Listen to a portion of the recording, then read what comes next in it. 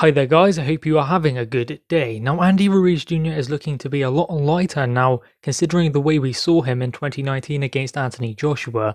Obviously he is committed to getting that weight off. In camp with Eddie Reynoso, with the likes of Canelo as well, has given him that kind of motivation because positivity breeds positivity. He's in the right kind of environment. I believe that Andy Ruiz Jr can be a great force in the heavyweight division as long as he stays committed. And that is the operative word, committed. That is the thing that perhaps Andy Ruiz Jr lacked in the build-up to the second AJ fight. The thing is about that fight though is Andy Ruiz Jr was made to fight AJ's way. AJ made him box, and that is not what Andy Ruiz Jr wants. He wants someone to come and stick with him, fight on the inside, have it up close.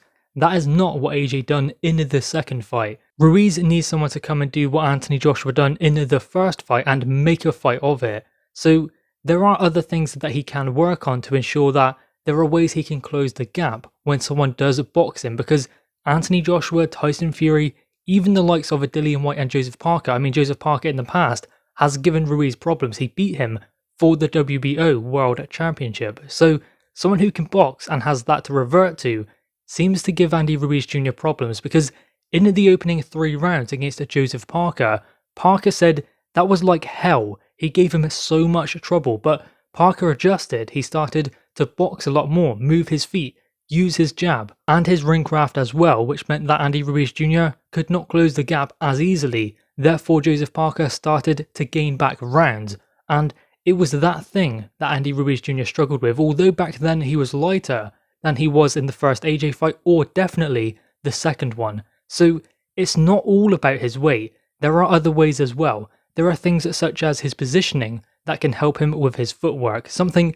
that Canelo also has improved upon, because Canelo doesn't have the fastest feet. He's got good hand speed and good power, like Andy Ruiz Jr himself, but he doesn't necessarily have the fastest of feet, but he's got great positioning, and that makes up for it. Those are things that they can use to close that gap.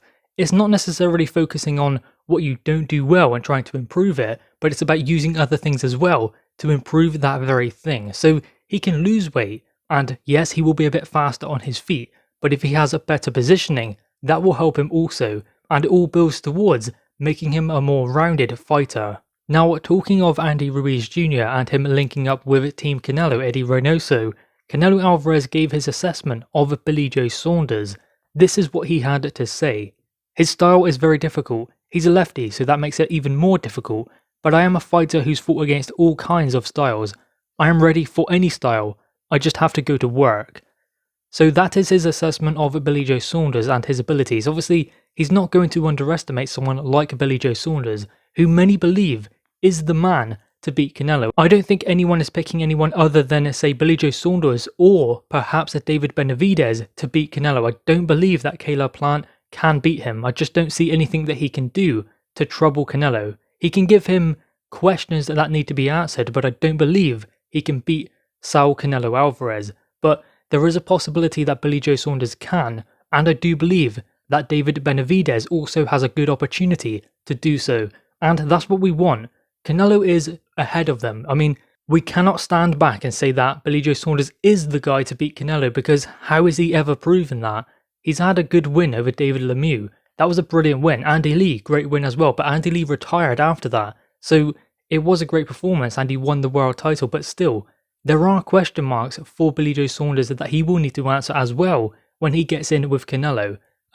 David Lemieux, Andy Lee, they were world level operators. Canelo is elite level. So how far can Billy Joe Saunders go? We've never seen him rise to that level before. I'm not saying that he cannot do it, but he's going to have to prove he can in this fight with Canelo, if that is going to be the case, if he is the man to beat him.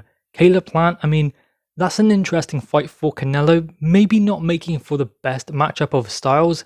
I believe that definitely Billy Joe Saunders versus Canelo, or Benavidez versus Canelo, that makes up for a better fight. But Canelo actually spoke about Caleb Plant as well, and his victory over Caleb Truax. This is what he had to say. I saw 2-3 rounds of it, and I fell asleep.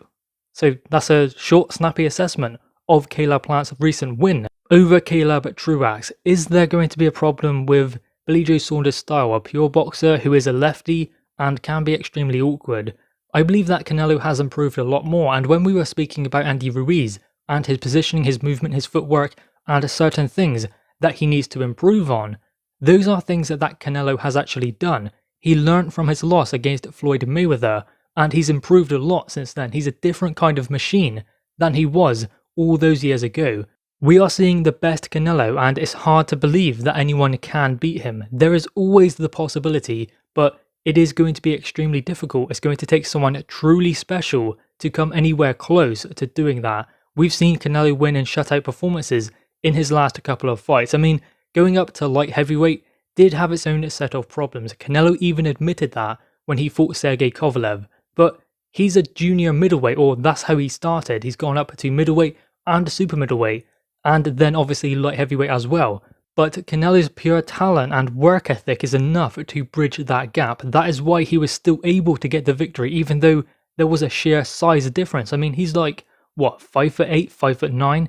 I mean, Kovalev is 6'1", 6'2", and he's a lot bigger naturally as well. Punches very, very hard, but still, Canelo was able to bridge that gap and still get the victory, just because of the pure talent, and let's not forget, work ethic as well.